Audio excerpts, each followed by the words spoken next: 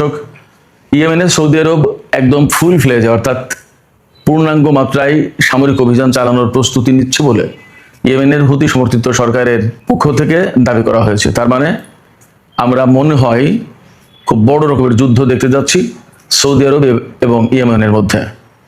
এদিকে ইরাকে সৌদি আরব এবং আমেরিকা যে যৌথ হামলা চালিয়েছে বলে দাবি করা হচ্ছে, সে ব্যাপারে ইরাকের সরকারের পক্ষ থেকে বলা হয়েছে এই বিষয়ে সৌদি আরব বা আমেরিকা ইরাক সরকারকে কোনো কিছু জানায়নি, কোনো অনুমোদন নেয়নি, একেবারে অনাকাঙ্ক্ষিতভাবে দেশের সার্বভৌমত্ব লঙ্ঘন করেছে।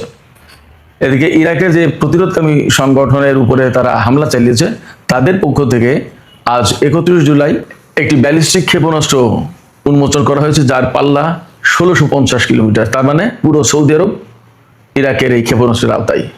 ইরাক থেকে সৌদি আরবে হামলার আশঙ্কা যথেষ্ট বলে মনে করা হচ্ছে। এদিকে হরমুজ প্রণালীতে ইরান আরও 2টি তেল ট্যাঙ্কারে হামলা চালিয়েছে, যে ট্যাঙ্কারগুলো আমেরিকার বিমান বাহিনীর সহায়তায় হরমুজ প্রণালী পার হচ্ছিল। যে পথ দিয়ে জাহাজ দুটি যাচ্ছিল সেই রুট বেসিক্যালি ইরান অনুমোদিত না। এছাড়া 4টি তেল ট্যাঙ্কার ইরানি হামলার পর ফিরে গেছে। ইসরায়েলের প্রধানমন্ত্রী বেনিয়ামিন নেতানিয়াহু অভিযোগ করেছেন নিউ ইয়র্কের মেয়র জোহরান মামদানি তিনি নাকি হামাস, হিজবুল্লাহ এবং ইরানকে পৃষ্ঠপোষকতা দেন। আর একটা খবরের হেডলাইন বলে আমি বিস্তারিত আলোচনায় চলে যাই। সেটি হচ্ছে ইউক্রেনকে আমেরিকা পেট্রিয়ট ক্ষেপণাস্ত্র প্রতিরক্ষা ব্যবস্থা তৈরির লাইসেন্স দিতে চেয়েছিল, সেইটা আর দেবে না বলে খবর বের হয়েছে। তো সুপ্রিয় দর্শক, আমি এতক্ষণ যে বিষয়গুলো বললাম এই বিষয়গুলো নিয়েই বিস্তারিত আলোচনা করার চেষ্টা করব।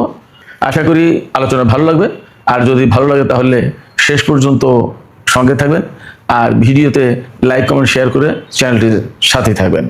দর্শক, চলুন আমরা বিস্তারিত আলোচনা করি। ইয়েমেনের হুতি আনসারুল্লাহ আন্দোলনের প্রধান আব্দুল মালেক আল হুতি তিনি এক কড়া বক্তৃতা দিয়েছেন, ভাষণ দিয়েছেন জাতির উদ্দেশ্যে। সেই ভাষণে তিনি জানিয়েছেন যে সৌদি আরব সম্ভবত ইয়েমেনের বিরুদ্ধে সর্বাত্মক অভিযান চালাতে যাচ্ছে, এবং এই অভিযানটা স্থল, আকাশ এবং সমুদ্র 3 পথেই হতে পারে। এবং এই 3 পথে অভিযান চালাতে গেলে সৌদি আরবের যে বিপুল পরিমাণের সেনা এবং সামরিক শক্তি দরকার, সেইগুলো জোগাড় করার জন্য সৌদি আরব এরই মধ্যে তৎপরতা শুরু করেছে। এবং ইয়েমেনের পূর্বাঞ্চলে অর্থাৎ হুতি নিয়ন্ত্রিত এলাকার বাইরে যে সমস্ত সৌদি সেনা মোতায়েন ছিল, তাদেরকে সৌদি আরব ইয়েমেন সীমান্ত যেটা পশ্চিম দিকে, ওদিকে সরিয়ে নেওয়া হয়েছে। এবং এরই মধ্যে আমরা তো খবর পেয়েছি যে 15 জাতির সমন্বয়ে একটা আন্তর্জাতিক জোট গড়ে তোলার চেষ্টা করছে, যে জোট লোহিত সাগর এবং বাব আল মান্দেব প্রণালী দিয়ে জাহাজ চলাচল নিরাপদ করবে এবং উন্মুক্ত করবে। তার মানে সেখানেও একটা বড় সংঘাতের আশঙ্কা আছে। আমি এখানে একটু উল্লেখ করি, 2015 সালে সৌদি আরব এবং ইয়েমেনের মধ্যে যে সংঘাত শুরু হয়েছিল, তার মূল কারণ ছিল কয়েকটা। একটা বড় কারণ এই বাব আল মান্দেব প্রণালীর নিয়ন্ত্রণ নেওয়া, 1। 2 হচ্ছে যে তখন ইয়েমেনের এই হুতিদেরকে শিয়া সম্প্রদায় বলে এই দ্বন্দ্বটাকে শিয়া সুন্নি দ্বন্দ্ব হিসেবে চালিয়ে দেওয়ার চেষ্টা করেছিল, বিশেষ করে পশ্চিমা দুনিয়া, আমেরিকা।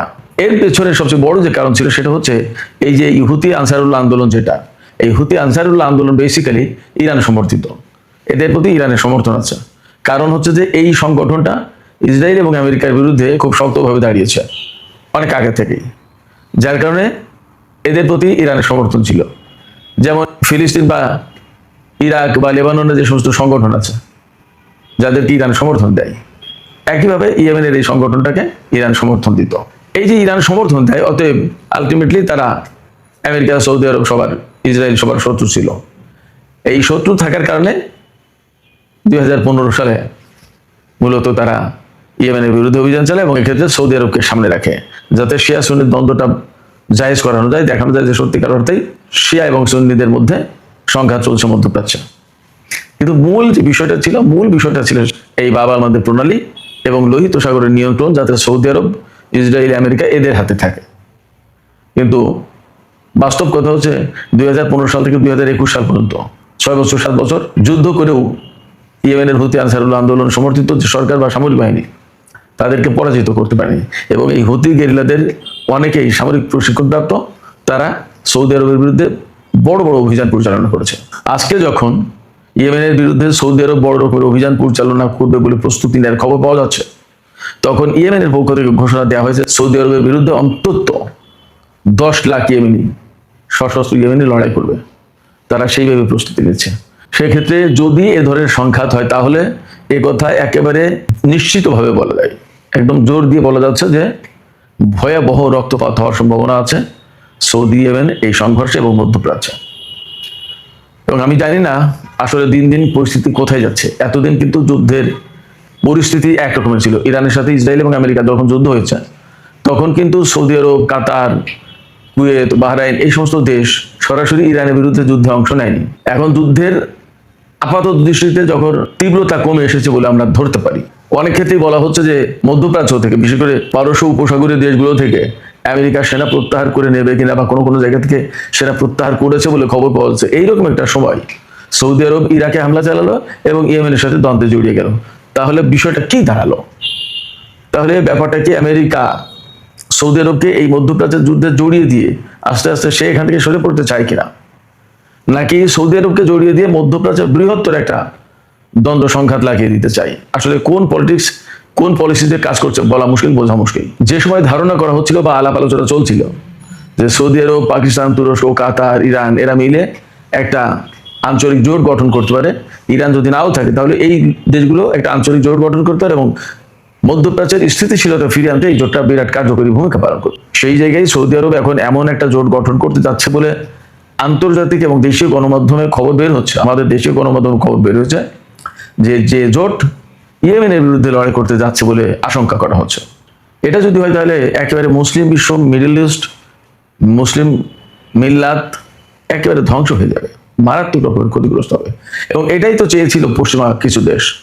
এগুলো কেন বুঝতে পারছে না মধ্যপ্রাচ্যের মুসলিম দেশগুলো, আমি ঠিক পরিষ্কার না। যাই হোক, আমরা আরেকটা প্রসঙ্গে আলাপ করি। এই মধ্যপ্রাচ্যের আলোচনায় যখন হচ্ছে তখন বলি যে ইরাকের প্রতিরোধকামী সংগঠন হাসদার সাবি, যেটা পপুলার মোবিলাইজেশন ইউনিট, তাদের পক্ষ থেকে আজকে একটি ক্ষেপণাস্ত্র প্রদর্শন করা হয়েছে এবং উন্মোচন করা হয়েছে, যে ক্ষেপণাস্ত্রের পাল্লা 1650 কিলোমিটার। এটা ব্যালিস্টিক ক্ষেপণাস্ত্র, 1650 কিলোমিটার দূরে আঘাত আনতে পারে। তার মানে পুরো সৌদি আরব সম্ভবত এই ক্ষেপণাস্ত্রের আওতায়। সেক্ষেত্রে খুব সম্প্রতি সৌদি আরব এবং আমেরিকা ইরাকের উপরে যে হামলা চালিয়েছে, সেই হামলার জবাব সম্ভবত ইরাকের প্রতিরোধকামী সংগঠন দিতে যাচ্ছে সৌদি আরবকে। আর মধ্যপ্রাচ্যে মার্কিন ঘাঁটিগুলো তো ইরানের হামলার লক্ষ্যবস্তু হয়ে আছেই। আজকেও আমি দুপুরের ভিডিওতে বলেছিলাম যে কুয়েতে হামলা চালিয়েছে, পরবর্তীতে জানা গেল যে বাহরাইনেও হামলা চালিয়েছে ইরান। এদিকে আজকে ইরান যে মার্কিন ঘাঁটিগুলোতে হামলা চালিয়েছে, এর বাইরেও হরমুজ নদীতে কিছু ঘটনা আছে। আমেরিকার সামরিক বাহিনী, বিশেষ করে বিমান বাহিনী, তাদের বিমান শক্তি দিয়ে, বিমানের ছত্রছায়ায় অর্থাৎ বিমান নিরাপত্তা দিয়ে দুটি তেল ট্যাঙ্কারকে হরমুজ নদী পার করে নিয়ে যাচ্ছিল। মূলত এই দুটি জাহাজ ওই ওমান উপকূল দিয়ে নিয়ে যাওয়ার চেষ্টা করছিল, যেটা ইরান থেকে দূরে। আর ইরান দেখিয়ে দিয়েছে যে জাহাজ চলাচল যা করবে, তাদের যে নির্দেশিত পথ, তারা যে দেখিয়ে দিয়েছে যে এই রুটে যাবে, এই রুটে যাবে, সেই রুটে যায়নি। তার মানে আমেরিকা তাদের শক্তি প্রয়োগ করে জাহাজ দুটি নিয়ে যাচ্ছিল। কিন্তু ইরান দুটো জাহাজে হামলা চালিয়েছে। হামলা চালালে ওখানেই অচল হয়ে বা দাঁড়িয়ে আছে জাহাজ দুটো। আর 4টি জাহাজ তার পেছনে ছিল, সেই 4টি জাহাজ, ওই 4টি জাহাজ ফিরে গেছে। তার মানে আমেরিকা আজকেও অর্থাৎ 31 জুলাই তেলবাহী জাহাজ পার করতে পারলো না হরমুজ প্রণালী। শুধু তাই না দর্শক, আমি আপনাদেরকে আর একটা কথা বলি। হরমুজ প্রণালী সেই 40 দিনের যুদ্ধের সময় যখন থেকে আটকে দিয়েছে ইরান, অর্থাৎ মার্কিন বাহিনীর এখানে প্রবেশ নিষেধ। এরপর থেকে একদিনের জন্য আমেরিকার সেনারা হরমুজ প্রণালীর ধারে কাছেই যায়নি। যখনই ইরানের ক্ষেপণাস্ত্রের আওতায় চলে এসেছে তাদের কোনো যুদ্ধজাহাজ, তখনই ওয়ার্নিং দিয়েছে, মেসেজ পাঠিয়েছে, সিগন্যাল পাঠিয়েছে, অথবা ক্ষেপণাস্ত্র বা ড্রোন হামলা চালিয়ে তাড়িয়ে দিয়েছে। ভয় দেখিয়েছে ইরান, তারা চলে গেছে। তো হরমুজ প্রণালী অ্যাকচুয়ালি আমেরিকা যে খুলতে পারলো না, এটা পরিষ্কার। এদিকে মিডল ইস্ট ইরান কেন্দ্রিক আরেকটা খবর আছে আমেরিকার। মার্কিন প্রেসিডেন্ট ডোনাল্ড ট্রাম্প ক্যাম্প ডেভিডে তার মন্ত্রিসভার সব সদস্যের সঙ্গে বৈঠকে বসেছেন। এই কিছুক্ষণ আগের খবর। এই ক্যাম্প ডেভিডে সাধারণত বড় কোনো সিদ্ধান্ত হতে গেলে মার্কিন প্রেসিডেন্ট তার মন্ত্রিসভার সদস্যদের নিয়ে বৈঠকে বসেন। আজকেও কিন্তু তাই। আজকে কিন্তু সপ্তাহের প্রায় শেষ দিন, আর একদিন আছে আমেরিকায়, শুক্রবার। আজকে বৃহস্পতিবার, একদিন পরে শুক্রবার, শনি রবি 2 দিন কিন্তু আমেরিকায় বন্ধ।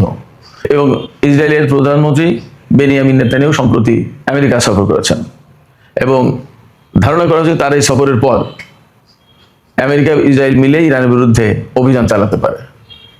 তো এই যে আজকের যে ক্যাম্প ডেভিডের বৈঠক, এই বৈঠকের পর মনে করা হচ্ছে কয়েকটা কারণ হতে পারে। একটা হতে পারে ইরানের বিরুদ্ধে বড় কোনো সিদ্ধান্ত নিতে যাচ্ছে, হামলা চালাতে পারে, এটা একটা। আরেকটা হতে পারে মধ্যপ্রাচ্য থেকে মার্কিন বাহিনীকে প্রত্যাহার করার ব্যাপারেও আলোচনা হতে পারে। কোনটা আমরা শিওর না, কারণ মধ্যপ্রাচ্যে আসলে আমেরিকার জন্য অনেক বেশি ব্যয়বহুল যুদ্ধ হয়ে যাচ্ছে। এই যুদ্ধ টানা খুব কঠিন ব্যাপার, এবং এই যে এই জুলাই মাসের প্রথম দিক থেকে যে ইরান এবং আমেরিকার মধ্যে যে যুদ্ধ শুরু হয়েছে চলছে, এই যুদ্ধে কিন্তু বিপুল পরিমাণে ক্ষয়ক্ষতি হয়েছে মধ্যপ্রাচ্যে আমেরিকার ঘাঁটিগুলোতে। অনেক বিমান, অনেক হেলিকপ্টার, অনেক ড্রোন ধ্বংস হয়েছে, ঘাঁটিগুলো তছনছ হয়েছে, এবং এই সময় অনেকগুলো সেনাও মারা গেছে। শুধু সেনা মারা না, অনেক সেনা আহত হয়েছে। আজকেই দেখলাম যে তাদের 3-4 দিন আগে যে সেনা আহত হওয়ার কথা ছিল যে 624, সেই জায়গায় আজকে দেখলাম যে তারা আপডেট করেছে 653 জন মার্কিন সেনা আহত হয়েছে। তার মানে এই কয়েকদিনে আরো অনেক সেনা আহত হয়েছে। তো এই যে আহত হওয়ার ঘটনা, তাহলে নিহত কি 2-1 মোটেই হচ্ছে না। ইরান কিন্তু বলেছে গতকালকে যে তারা গতকাল জর্দানের যে আল আজরাক বিমান ঘাঁটিতে হামলা চালিয়েছিল, সেখানে 3টি F-35 যুদ্ধ বিমান ধ্বংস হয়েছে, 3টি মারাত্মকভাবে ক্ষতিগ্রস্ত হয়েছে, এবং অনেক অফিসার এবং টেকনিক্যাল অ্যান্ড মেইনটেন্যান্স পার্সোনাল হতাহত হয়েছে, আহত হয়েছে, নিহত হয়েছে। তো এইরকম একটা পরিস্থিতিতে আমেরিকা হয়তো মধ্যপ্রাচ্য থেকে সেনা প্রত্যাহারও করতে পারে, সেই সিদ্ধান্ত হতে পারে ক্যাম্প ডেভিডে। আবার ইরানের বিরুদ্ধে হামলার ব্যাপারেও আলোচনা হতে পারে। আবার এপাশে সৌদি আরব যে ইরাকের সাথে এবং ইয়েমেনের সাথে ফ্রন্ট খুলল যুদ্ধে, এই বিষয়টা নিয়েও গুরুত্বপূর্ণ আলোচনা হতে পারে। তবে আমার কাছে মনে হচ্ছে প্রথমে এবং দ্বিতীয়টা, এই দুটো যে কোনো একটা বিষয় নিয়ে খুব গুরুত্বপূর্ণ সিদ্ধান্ত নেওয়া হবে। আমরা সবই দেখতে পাবো, অপেক্ষায় থাকি। সুপ্রিয় দর্শক, আমরা এই পাশে আরেকটু কথা বলি। সামাজিক যোগাযোগ মাধ্যমে সম্ভবত খবরটি দেখলাম যে কুয়েত থেকে মার্কিন সেনা প্রত্যাহারের বিষয়টি বিবেচনা করছে বা পর্যালোচনা করে দেখছে ট্রাম্প প্রশাসন। তার মানে আজকে যে ক্যাম্প ডেভিডে যে আলোচনা হচ্ছে আর এই কুয়েতের ব্যাপারটা অনেকটা মিলে যায় আমার দ্বিতীয় যে ধারণা, সেই ধারণার সাথে। দেখা যাক আসলে কি হয়। আমি প্রথমে শিরোনামের সময় বলেছিলাম যে ইসরায়েলের প্রধানমন্ত্রী বেনিয়ামিন নেতানিয়াহু বলেছেন যে নিউ ইয়র্কের যে মেয়র জোহরান মামদানি, তিনি নাকি ইরান, হিজবুল্লাহ এবং হামাসকে সমর্থন করেন, পৃষ্ঠপোষকতা দেন। এই কথা কেন বলছেন? এর কয়েকদিন আগে মেয়র জোহরান মামদানি বলেছিলেন যে নেতানিয়াহু নিউ ইয়র্কে আসলে আমি তাকে গ্রেপ্তার করব। যদিও পরে মামদানি বলেছেন যে নিউ ইয়র্ক স্টেটের বা আমার মেয়র হিসেবে আসলে আমার সেই ক্ষমতা নেই, কারণ আমেরিকা আইসিসির সদস্য না, সেই কারণে ওই আইন আমেরিকার জন্য প্রযোজ্য না। তো ওই আইন প্রযোজ্য না হলেও নেতানিয়াহুর সাথে যে জোহরান মামদানির একটা বিরাট মানসিক দ্বন্দ্ব এবং দূরত্ব তৈরি হয়েছে, এতে কোনো সন্দেহ নেই। এই প্রসঙ্গে আজকে নেতানিয়াহু বলেছেন, আমি যদি কোনো দেশ সফরে যাই আর সেখানে যদি কোনো সরকার আটকের চেষ্টা করে, তাহলে আমাদের দেশের সেনারাই সেটা কাউন্টার দেওয়ার জন্য বা সেটা নস্যাৎ করে দেওয়ার জন্য যথেষ্ট। ধরুন কথার কথা, ফ্রান্সে গেল, ফ্রান্সের সেনাবাহিনী যদি নেতানিয়াহুকে আটক করার ব্যবস্থা করে বা পুলিশ, তো তাদেরকে কাউন্টার দেবে ইসরায়েলি সেনাবাহিনী। নেতানিয়াহুর বক্তব্য এটা। তাইলে অনেক বেশি শক্তি প্রকাশের বা শক্তির অহংকার দেখানো হলো, এমনকি আপনাদের মতামত জানাতে পারেন এ ব্যাপারে। আমি সর্বশেষ যে বিষয়টি নিয়ে আলোচনা করতে চাই সেটি হচ্ছে, অনেক আগে থেকেই ইউক্রেন আমেরিকার কাছে ক্ষেপণাস্ত্র প্রতিরক্ষা ব্যবস্থা চেয়ে আসছে। তাকে সম্ভবত পেট্রিয়ট ক্ষেপণাস্ত্র প্রতিরক্ষা ব্যবস্থা দিয়েছেও, কিন্তু সেগুলো খুব একটা কার্যকর হতে পারছে না। রাশিয়ার হাতে ওরেশনিক থেকে শুরু করে অনেকগুলো হাইপারসনিক ক্ষেপণাস্ত্র আছে, হাইপারসনিক ক্ষেপণাস্ত্র পেট্রিয়টে ঠেকাতে পারবে না। তারপরেও এই যে কয়েকদিন আগে তুরস্কে যে নেটো জোটের সম্মেলন হলো, সেই সম্মেলনের সময় একদম প্রকাশ্যে ডোনাল্ড ট্রাম্প ঘোষণা দিয়েছেন যে আমরা ইউক্রেনকে এই পেট্রিয়ট ক্ষেপণাস্ত্র প্রতিরক্ষা ব্যবস্থা তৈরি করার জন্য লাইসেন্স দেবো। এই লাইসেন্স পেলে ইউক্রেনের পক্ষে আর এই ক্ষেপণাস্ত্র প্রতিরক্ষা বাড়ানো কোনো ঝামেলা হবে না, কারো কাছ থেকে আর চাওয়া লাগবে না।